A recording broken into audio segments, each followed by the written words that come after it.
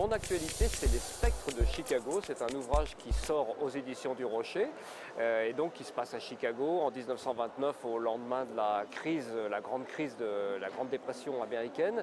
Et il y a une double enquête, à savoir une explosion qui fait exploser un club de jazz qui s'appelle le Comédia. Le club est complètement détruit. Miraculeusement, il y a un personnage qui s'en sort indemne, mais malheureusement qui est amnésique. Donc il va partir sur les traces de son propre passé et en même temps, bien entendu, il y a une autre enquête qui va avoir lieu, qui est menée par le célèbre Elliot Ness d'ailleurs, qui est persuadé qu'il s'agit d'une guerre de gang. En réalité, on va s'apercevoir que c'est tout à fait autre chose.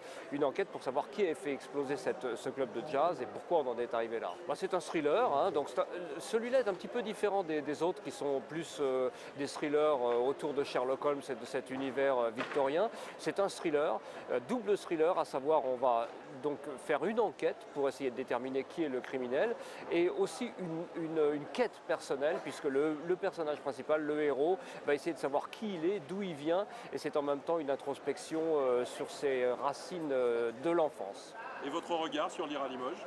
C'est un super salon, et il fait partie, je crois, des 5 ou 10 meilleurs salons, peut-être même les 5 meilleurs salons de France. C'est une occasion de rencontrer ses lecteurs, il y a quand même 60 000 visiteurs, je crois, et c'est un salon qui arrive à concilier une taille importante, 5e salon de France peut-être, et en même temps une certaine convivialité, une certaine taille, je dirais, humaine, ce qui n'est plus tout à fait le cas dans certaines grandes messes que l'on connaît bien, grands salons où on est un peu noyé dans la masse.